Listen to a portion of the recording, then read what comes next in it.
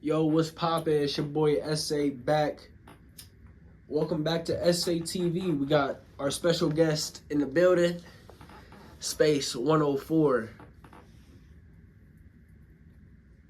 What's going on with y'all stupid motherfuckers, bro? So now, Space, we're gonna start right away. Just tell us about your early life, like what hospital you were born at, your date of birth. Man, I was born on October 4th, 2003. Single digit number. My favorite number is 4. I think y'all should know that. I was born in Marymount Hospital. I don't know which hospital it was exactly, but I know it was a Marymount Hospital. Child life was cool up until a certain point, but before that, yeah, shit was cool. I was shy at first. I ain't really like now. I don't really like people for people irritate me. They just do too much, be too loud. So I was always just hanging out with my little sister. That's my best friend. So early life was cool for real. It wasn't really bad. Shit. How did you get into WWE? So that story. My brothers was watching wrestling when we lived on Raymond, Maple Heights. They was watching wrestling. I came in the room and shit, and they was watching John Cena getting his ass whooped by Nexus. I sat down. I'm like, "What's going on?" My brother explained it to me. My brother Niggas. He like, "That dude right there, that's John Cena. He the babyface. He the good guy." And he like, "Them guys over there, they the bad guys." So they just basically just whooping John Cena ass. And ever since then, I just been watching. It's been cool. I do think people as wrestling fans just need to explore and expand wrestling beyond WWE. You got more wrestling companies that's good. New Japan, AEW, TNA. Definitely look into it. Don't just be into the WWE mix. And before anybody asks, no, it's not fake. That shit is predetermined. And if you say it's fake, I'll slap the shit out of you on my mom. Hit him with a chair type shit. Yeah, when I 6'1" on them niggas, come back and hit them with a spear. Can we get into your mom and your father divorcing? Like, how old were you when it happened? Just give us the whole breakdown. I was 8 years old with that shit. So I was asleep. So before that, let's really get into the whole day. It was a Christmas day. I had just got my first WWE championship. I feel like the guy for like John Cena, I bet the spinner belt. Everybody know what that bitch is. If you know, you know. So my mom dressed me and my sister up, and we went to this Christmas party that my dad's people had. And during that whole day, they was just arguing type shit. And my mom packed us up again. I came back home. She fed us, gave us a bath. We went to bed. She cleaned up the house, the kitchen, or whatever. And she went and got into bed. I was asleep, so I don't really remember half the shit that happened. So I just woke up, heard a whole bunch of shit, opened the door, just seen my dad basically on top of my mom, kind of just punching her low key. So I just ran back into the room and heard a whole bunch of commotion. And afterwards, my mom told us to get dressed, grab a couple clothes, and then we going down to my grandma's house. So yeah, that's how that shit went. How was it like growing up like with a stepfather? It was cool. I ain't really like being my ass anytime I got bad in school. I ain't really feel like he had to do that for real. I just felt like I seen other niggas in school get in trouble, get suspended or whatever, and they didn't get in trouble. So the fact that I got in trouble was like, damn, bro, that's fucked up. Like I'm ass whooped, got put on punishment. But it wasn't bad for real. I ain't gonna say all of it was bad. Bro was cool. He taught me some valuable lessons, gave me some good advice, guided me into different paths and directions, so it wouldn't lead me into the streets. So it wasn't bad. I fucked with it for real. Nothing was bad. Real good life. I want to talk about your short time in BTW, backyard trampoline wrestling. So to be honest with you, I say I had like 3 matches in that shit. And I say that because like I went in and nobody wanted to go against me for real. I went against SA and I almost killed that nigga with that body splash. Hit him with a body splash, got back up, ran the shit again, hit him with another body splash, pinned him, and he had me in the submission. I got out and I put him in the headlock. But I think The issue was I had the headlock in too deep because it's two ways you can have a headlock in. You can have it into where you about to kill the motherfucker, or you can just like slide it down low key for real. And before I knew it, I was catching devious haymakers to the face. And I was like, yeah, bro, I retired. But I got back into it because they convinced me to have one more match, but the match never happened because bro never hit me back up. So Michael, man, you still gotta have that 3 stages of hell match, but I never forgot that shit. But man, you signed the contract in 9th grade, but I never forgot. Man, you still gotta have that match, bro.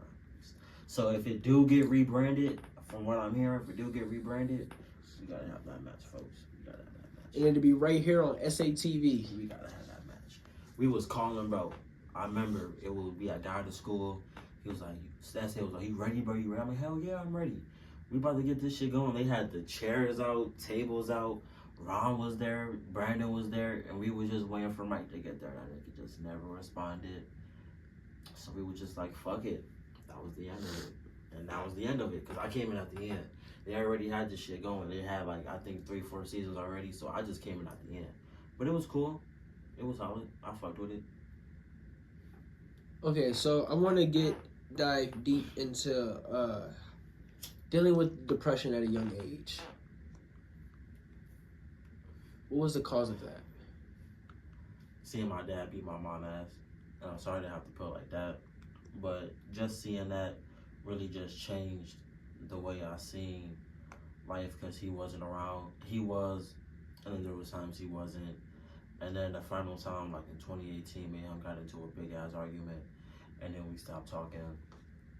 Also, relationships get into the mix of falling into depression and shit, because you be in a relationship and then you gotta go through heartbreak, and you gotta go through meeting somebody else in the talking stage and getting to know them and they peoples, and then some shit may happen on her end or your end, chin, or friends kind of do sometimes play a part in relationships and shit. So depression for me, it was like, I always heard people say you always gotta be diagnosed with depression and go to a hospital and they'll really see if you have depression or not.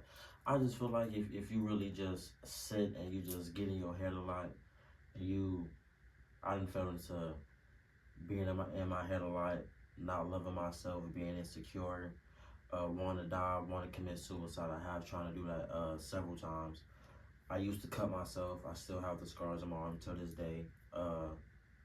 So that's where I had to like branch out and like find different habits, because wrestling was one of the habits, but after that it was just, I still kept falling into these deep ass depressions, just getting in my head, not wanting to be here. I would be around people that I love, but I would still feel like I'm alone, that I wouldn't be here in the room and shit. So I just had to branch out and find different shit that would really connect with my mind personally and mentally. But depression at a young age is something I don't think any kid should have to go through for. Yeah, definitely not. Why did you start making music? Was that one of your outlets at that time? No, not really. The first song I made was with SA. It was in 2018, our 9th grade year. I was talking to this girl, Alicia. If you see this, I still love you, but I hate you at the same time. It was, like I said, it was a love-hate relationship, so I wanted to be with her, and it was time she wanted to be with me, but it just never worked out because of how I was with my mental and shit. So I can probably understand a female not wanting to go out with a nigga who's always depressed, always sad. So at this time, I don't know what the song was called exactly. I forget what the song was called. But I went over his crib. We walked to Big Lots, grabbed some Reese's, went to McDonald's, grabbed some McChickens and Sprite, came back, ate, smoked, and then we just dived into a song. I think I spent the night, and then we woke up and we had finished the rest of it, and then I dropped it the next day while we was in school. The next time I started making music was in 2020. Like I said, I wasn't really making it to be like a mainstream artist or anything for real. I was hanging out with Kid Ron and 20K Big J, and 20K Big J was already making music, and he dropped Fuck Chipotle, and that shit was hard as fuck. It was hard, I ain't gonna lie. Shout out 20K Big J. And I was like, you know what? I'll get into it. So I was just writing like funny ass lyrics, not really being for real. And I would do freestyling, but I wasn't really being for real. For real. I was just saying dumb shit. And eventually, in 2022, me and Alicia, we did get together. It was cool for a little bit, and then some shit happened. We broke up, and Ron was like, you know what? I've seen you been making music a little bit for real, just like on some funny shit, not really being serious with it for real. So I think like maybe you need to be like go and be serious with it. So I'm like, all right, bet. So that's what I done. I wrote my first song. It was called 99. And I have another one called Larry Legend, and then there was Revelation, Frustrated, True Story. After True Story is when I really dived into making albums and EPs and shit. So my first EP was Demonic Robbery. It was a 6-song EP, and I had some songs on there, recorded Autumn songs over SA House. We got cool at that point.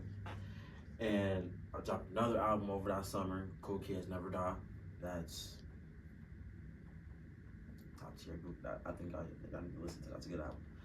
And after that, I dropped 2 more songs, We're Too Late to Non-Believer, and I dropped another album, Seven Hills. Then I was on BandLab because I was trying to figure out different flows because the flow I had was cool, but I need some different shit. So if I'm trying to do this, I want to go into different shit with my craft and not just have just this one preset that I'm relying on to make music. I need to have different presets and try to use different flows instead of just trying to have a preset for shit that rhymes. I need to have a preset for everything so we can all go together and be good. So I made a song called Hollywood, and that bitch was good as hell. Niggas acting too funny. Bitches getting too silly to get a little money and one in that corner. That was fire. And then I dropped another one. It was Venom. I didn't really like it, so I dropped another one. It was Space 104. I didn't really like it. I ain't gonna lie. I ain't gonna sit here and just cap about songs I like and don't like. I don't like the 2 songs. Then I dropped Losing It, because at the end of 2023, I had quit my job and I went to Amazon. And when I work at Amazon, the bad part that I be doing, which is really shitty, is I smoke before I go in, or I would smoke before I go in, and I wouldn't eat or drink anything, so I'd be dehydrated. So like SA said in his video, how I almost passed out at Amazon walking up the stairs. Now, if you know the stairs at Amazon, it's these metal steel bitches, so if I fall and hit my head automatically, I'm dead as fuck, or just fall in general, I'm dead as fuck. So I was like, yeah, I'm cool. That was a mistake I done on my own, so I just quit. And I was jobless, so I was very depressed because I ain't never just went without having a job, but I can't say that I was depressed. I was, but I was also feeling good because I got the rest I needed from working them jobs. And I started working on my hidden EP. Got a song Warrior on there with SA. Got Honesty with Kieran. Got Outrage. I dropped Revelation on there. True Story. I think No Regrets. And I just started getting into it. So my next shit was In Space We Trust. That is fire. It really fucking is. That was like, I dropped that on my birthday album, Gone But Not Forgotten. Before we get into that, I made that song and I didn't know if I wanted to drop it or not. So I sent it to Ron and he was like, bruh, drop that bitch immediately. So I waited, and the album that was really supposed to drop was the second part, the sequel to Cool Kids Never Die, Cool Kids Can't Die. Can I ask you one question real fast? What's up? What are your top 3 favorite songs you've ever made and why? Hollywood is my favorite because that's where I found that new preset. I was on TikTok and I was on YouTube trying to find new presets that I could use for different flows. So I wouldn't just focus on shit that rhyme. I was watching a G Herbo interview with Shannon Sharp a couple days ago. He was talking about how he learned to find some of his flows or whatever. He didn't always just recognize or focus on making shit rhyme at the end of the song. So I was like, okay, so let me just go in there and just do it. And that's what I done. So I found different presets, and I found a preset that worked for me. So Hollywood was the first song I made on that preset, and it was fire as hell. In Space We Trust, that's my favorite second one, because that was originally supposed to be the 21 birthday track, but I made a different song for 21. But I just liked how I went in on that bitch. If I can remember it, it was, I can't remember it off the top, but that's another one of my favorites. And Codependent. Why Codependent is my favorite? Because I keep trying to tell y'all niggas, these bitches ain't shit. I keep trying to tell y'all niggas, bitches ain't shit. So I went out with this girl, Marielle, from July 2024 to November 2024. A lot of shit had happened at the end of between October and November, and she had broke up with me and she had went out with some other nigga. And a lot of the songs on there is kind of like, I guess you could say, subliminal diss tracks towards her for real with the shit I was saying. And Codependent was one of them.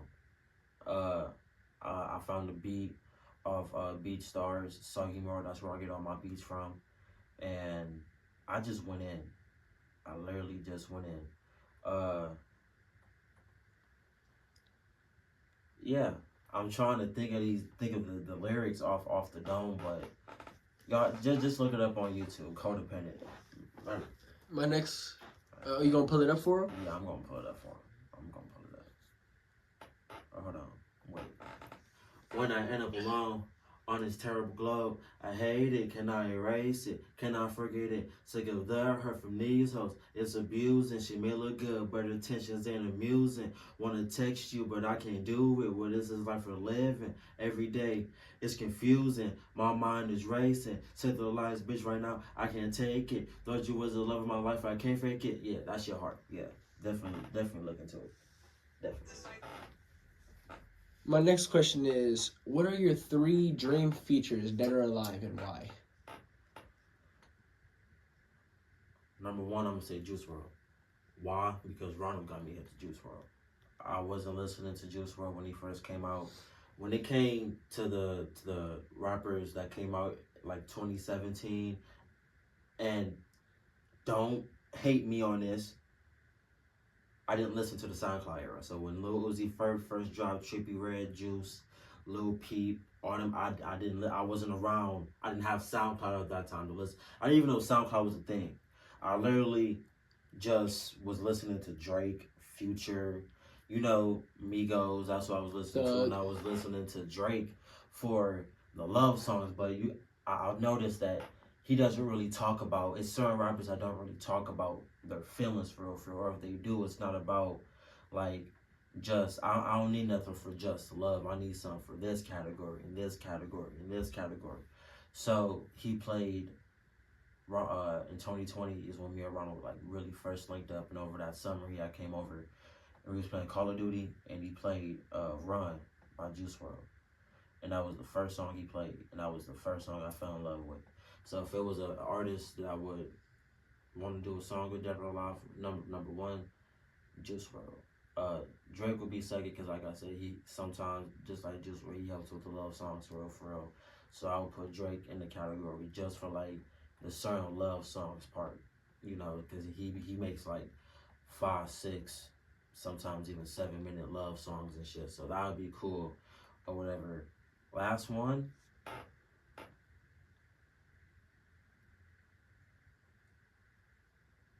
Shit, I'm just waiting for me and Essay to drop this collab album. I've been asking, bro, like, when we gonna do it? And he like, man, I got all these other albums to drop, so I don't know, bro. Like, but I see that he's on a nice little, he pushing the gas with the music, so he's dropping. So I'm like, I'm trying to catch him to where, okay, he get done with this song, maybe in between in that little space we have right there. Let's say if it's like 4 or 5 days, he not dropping no music, not making nothing. Hey, bro, let's do this. Let's find some and let's do it. So if it happens, it happens. So yeah, they're my 3: Juice WRLD, Drake, and Essay. That's it, bro. My next question for you: can you go more into detail about your relationship with Alicia? Yeah, let's get right down to the nitty gritty here. Whoo! Let me hit this, mom.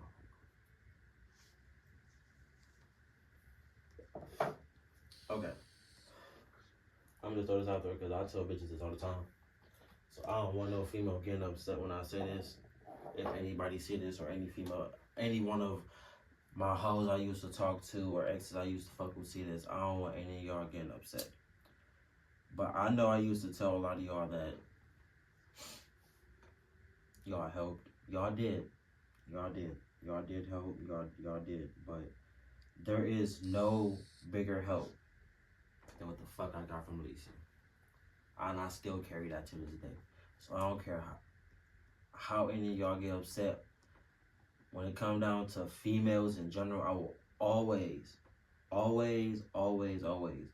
have love for her. Even though, like I said, I hate her right now, the love is still there. So, crazy enough, our first interaction was in 2017, our like 7th grade year.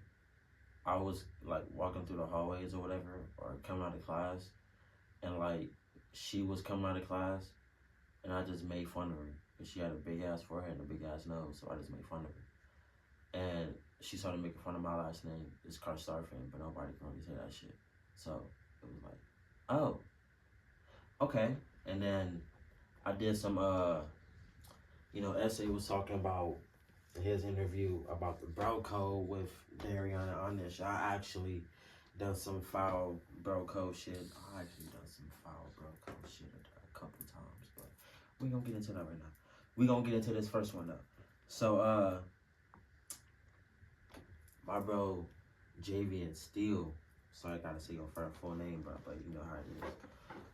We gotta go all in. So,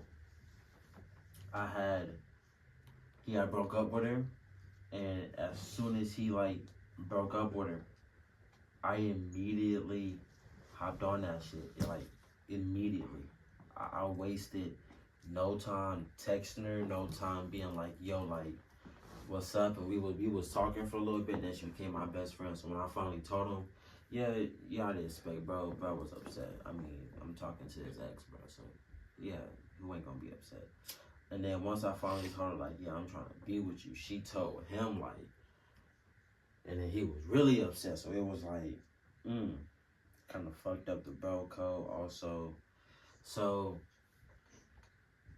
me and her, from 2018 to 2023, me and her was on and off. So 2020 was the pandemic. I asked her if I could see her a couple times. She said yeah, but that never came through. And me and her got into this big ass argument. And my homie, Kid Ron, said, give me your phone, bro. He started texting her and started sending shit. And they was going back and forth. At the time, she was going out with this nigga, Josh. And I didn't want her going out with that nigga because I wanted to be her nigga. Because I felt like I could be the role of being her nigga. And when I tell you, that nigga was having niggas watching her anytime she was trying to see me, or whenever she would text me, he would be like, stop texting my mouth. So I just been like, you know what?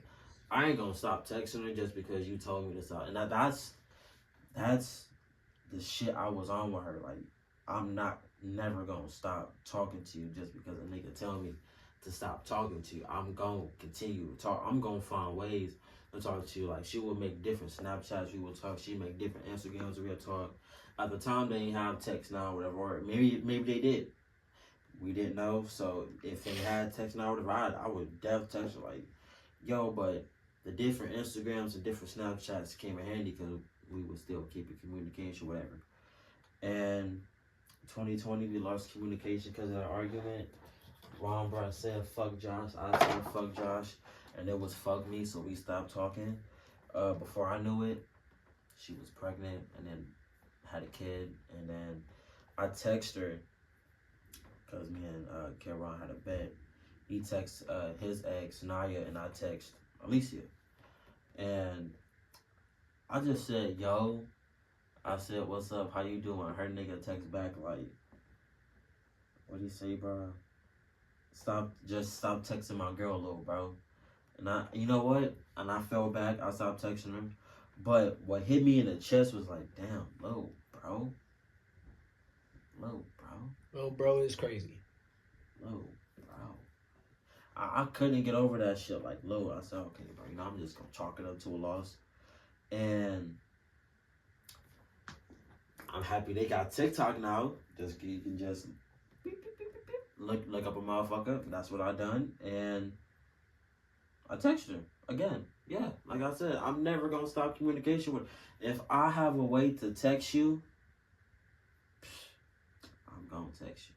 Ain't no ifs, ands, or buts about it. I'm gonna text you, and that's what I done. Texted her. It wasn't really no talking for real. And then came. She asked me for my number. I gave it to her, and we was texting on iMessage, but we wasn't really texting for real. And then around my birthday is when it really kicked off. We started really getting back into talking, FaceTiming again, sleeping on the phone like we usually do. And the feelings came back, made things official in November. She asked me, and the only thing I was trying to do was just see her, but I never fell through. So that was that. But like I said, I really think it was just because it's the first argument we got into since back talking in 2022 was I had texted her and I was like, I'm sad, I'm depressed, and she was talking to me, but I'm like, I'm scared I may lose you, or you may lose me to what I'm going through and thinking about in my head or whatever. And she just straight up told me, if you're gonna be depressed, I can't be with a nigga with that depression. So I was, as a dude, not even as a dude, just I guess as a person with hella emotions at the time, I overreacted, blew up. It was a couple more times I overreacted and blew up. So we would talk here and there and shit. And eventually we just broke up. And I haven't talked to her since. Bro, I was so intrigued in that story. I forgot I'm interviewing this nigga. Hold on. If it was a time to when, if we ever get back talking, I'm on that. I deal on that. You heard it. I deal with. You heard it here first on SATV. He on that. With whatever bullshit she got, whatever, bro. I don't care, bro. You hear that? Y'all hear that, bro? On that. What I want females to understand, I don't want no female thinking I ain't gonna be with you because you got a kid. That ain't. I had a stepfather, so I ain't just gonna be like, okay, you got a kid, so no, I can't be with you. But it's different if like you trying to push your kid on me while, type shit. Let the shit happen naturally. Cause I don't mind providing for a motherfucking kid. I have nieces and nephews my damn self, so I don't mind being a father figure or whatever the case may be. I don't mind doing that shit, but it is what it is. All right, my next question for you. Explain the relationships between you and your sisters. From an early age to nowadays. First things first. No, I ain't gonna lie. I got some shit going on, so I can't even get into it like that, though. But for y'all who know, fuck you kids. My Hold on, what? I don't think they heard you. I think you gotta say that part again. Fuck you, Candace. So my sister Consuelo, I love her. I ain't gonna say I don't. Me and her, we fell out a couple times. That's just from her going to college. It's really just the age difference for real. And the family splitting up at a young age, and because for her this shit happened twice with the family splitting up. So she wasn't really around for real. Plus after all that happened, she went to college. And she was hanging out with my cousins or whatever. So I felt like that time she was hanging out with my cousins, that time could have been spent towards me and my little sister. Cause like at the time I really did need her and I wanted, as a young man, it's really, I feel like it's good to get advice from both sides if you want to be in a relationship. Get advice from your mom and your dad, your sisters, your brothers, cause they done all been in a relationship, so they can tell you from experiences in their relationships what you could use into your relationship if you ever try getting in one. So that's all I wanted. I'm not a money materialistic person, so I ain't really buying anything. I really didn't want that. I just wanted the time. My sister Sienna, that's gang, that's twin. No, like for real, like when I say like we twins, like we really, we really do look alike. The shit is crazy. I get told that all the time at work. You look just like your sister. You look just like your sister. And I be like, bro, y'all niggas is tweaking. And I think like they don't think I know I look like her, but I done told her like, yeah, maybe you look like folks, and she was like, yeah, we do. I don't know if that's a good flick, but I got different ones. But here's one. Come on, bro. Yeah, here's one of them. You know, you gotta do the screen and shit. And hold on. Yeah, we got that one. Let me go to like a real good one. Hold it up. Over to the your right. Your right. There you go.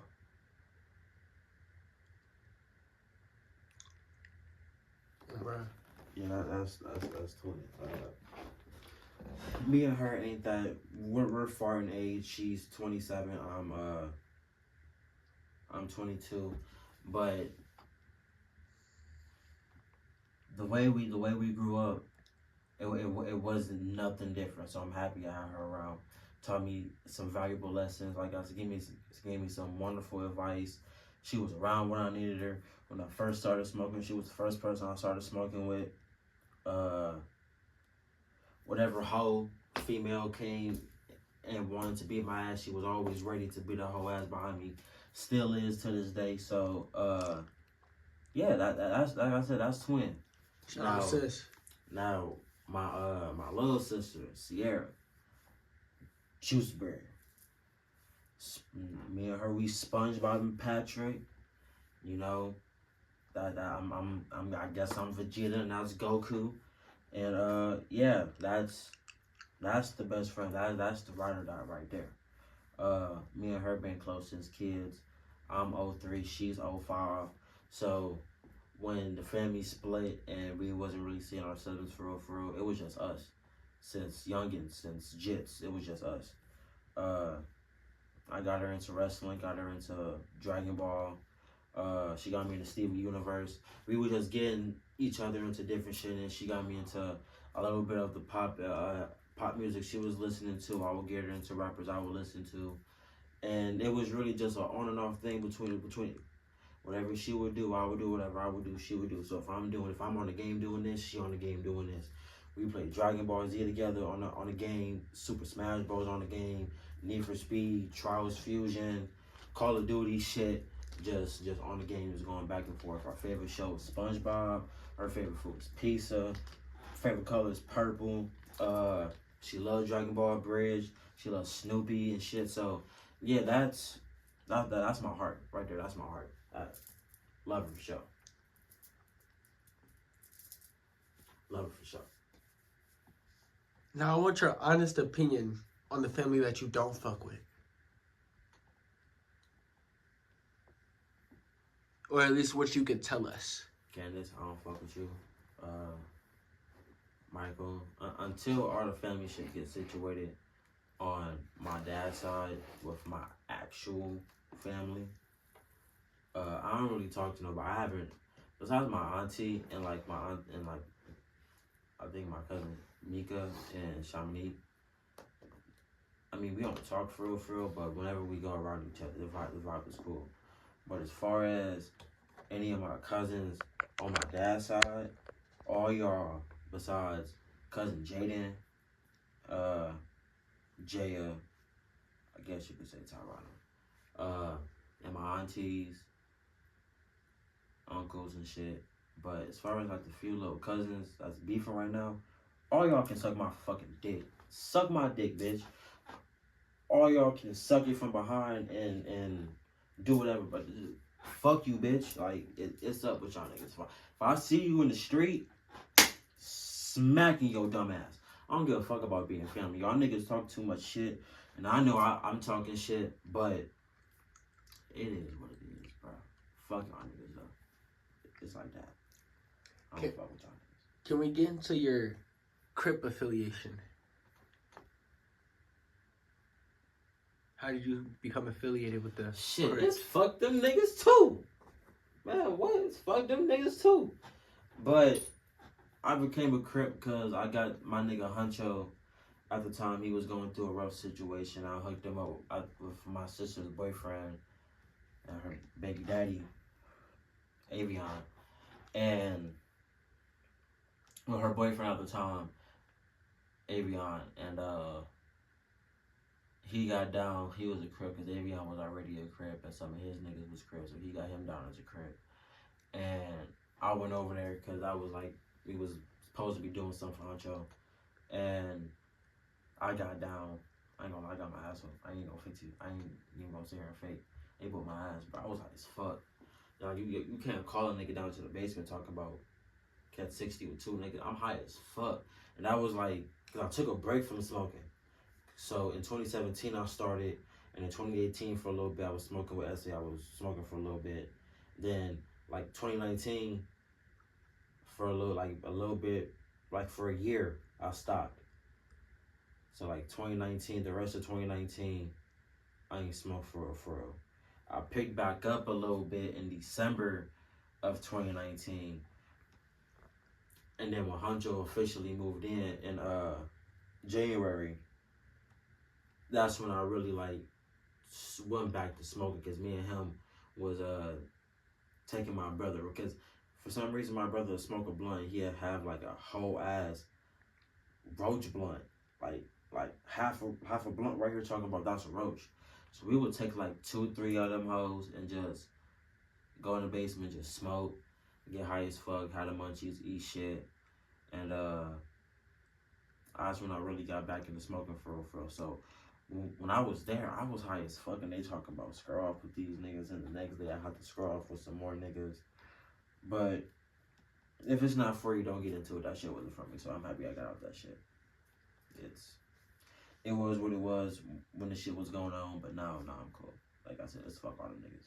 So in that last story, you talked a lot about smoking. My next question is, what made you start smoking weed?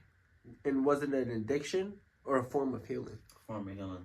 As I was going through depression, and I just wanted to find different habits so I could not think so much about depression and killing myself and not wanting to be here. So smoking really did help, because for the first part, I was still thinking about, killing myself or whatever and doing all that.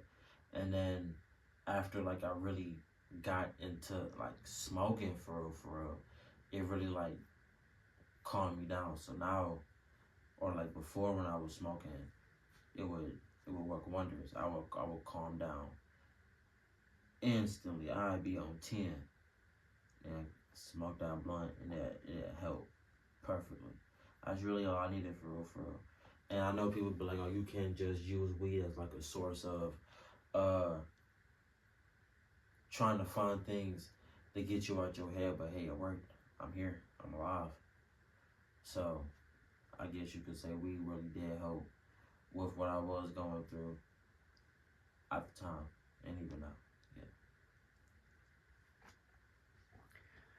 From my understanding, at the end of 2024, Kid Ron moved in with you. How was it like living with Kid Ron? That was the bro. That shit was fun as fuck, dog. Coming home every day from Amazon, smoking with bro, playing Call of Duty, wrestling, Sparking Zero when it came out, whooping ass, buying.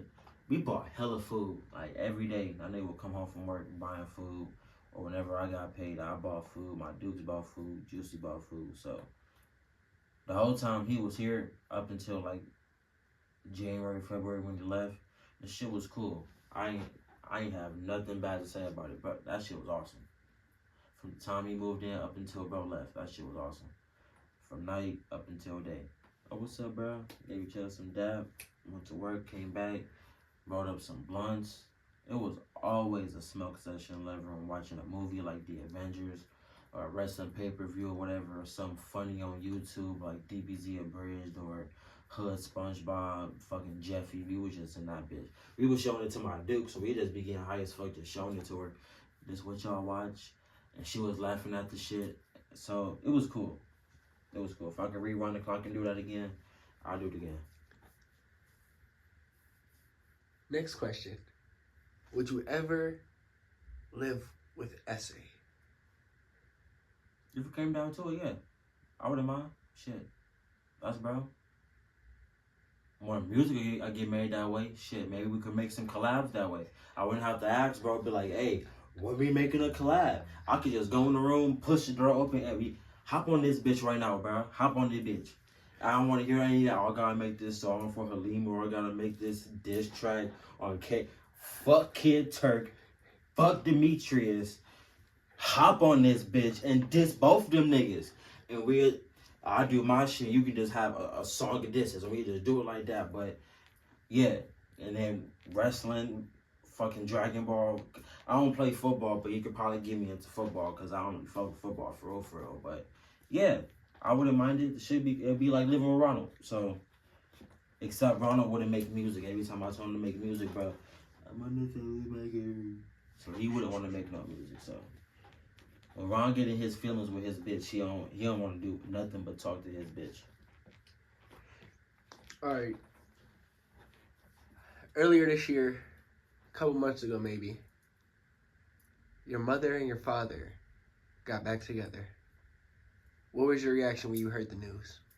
At first it was good. They ain't talking no more, so fuck that nigga. Oh, wow. It was cool at first, and then she and me sent a text message or whatever, and because she was falling asleep, and she'd always do voice text. I always tell her stop doing that shit. So she done a voice text, and she was telling bro like good night, let me know when you home, and I'll talk to you in the morning. And it says some other shit, and he thought the message was for another nigga, so he didn't want to fuck with her no more. So fuck that nigga. That is all the questions I have for you, Space 104. But what can your fans expect next? So at 6, I just dropped a song. It's called Mad at Me. Visualizer will be coming out in a couple days. I just dropped a visualizer as well today for my song That Way on Far From Home and Far From Home 1.5. I have an album coming out, Lonely Nights at Home, drop on the 14th of next month. Me and S.A. got a song, What They Don't Know, that's coming out next Friday. And the visualizer will be coming out either before or after the song comes out. After Lonely Nights at Home, I'm gonna work on my let me see how many albums I have, because I have quite a fucking few. Let's go through it right quick. Hold on. You didn't want kids. No, I don't want kids. That's right. So we got Hidden, Gone But Not Forgotten, Gone But Not Forgotten Deluxe, Far From Home, and Far From Home 1.5. Plus the other albums, I got 7 Hills, Cool Kids Can't Die, and Cool Kids Never Die. So that's a total of 8 albums. Damn, from 2023 over till now, I got 8 albums. That's crazy as fuck. But hey, that's just shows you how much I love making music, I guess. And after that, we're gonna be working on Far From Home 2. That I don't know exactly when that is going to drop, so I'm not gonna give an exact date on when that's gonna drop. But definitely after I drop Lonely Nights at Home, because Lonely Nights at Home is, I guess you could say, I guess you could just say a sequel to Far From Home, because I was going to drop Far From Home 2, but I ain't have all the songs I wanted to do for Far From Home 2. I wanted to do something different. I wanted to switch from recording on the earbuds like I've been doing with BandLab, also record on BandLab, but also get a mic. I got the mic, I just got to get the mixer and the headphones so I can really do it and the shit be cool and it sound good, and catch all that background shit. So once I do that, that's when I'll really start working on Far From Home 2. But Lonely Nights at Home is just the shit I've been going through from March up until now with the little shit I got going on. So, and the little couple females that's been in and out. So that's what's in there. It's, yeah, I guess you could just say a sequel from Far From Home 1, but Far From Home 2 is gonna drop. And once I do that and that will drop, that's when I'm gonna actually express my feelings and putting everything that I done that y'all done asked me in this interview. I'm really going to dive into it and speak on it in Far From Home 2. I am gonna tell y'all Far From Home 2 will be a 16 track album. That's for sure. That's for sure. Features, you already know S.A. and Kid Rock gonna be on that bitch. But if I can get some more people on there, my sister, my little sister, she sings sometimes. So if I can get her on there, I'll get her on there. And yeah, that's the next updates for music. Only Nights at Home, 14th November. What They Don't Know, next Friday. Mad at Me is out now. That Way Visualizer out now. And Far From Home 2 coming soon. Space 104 is the video.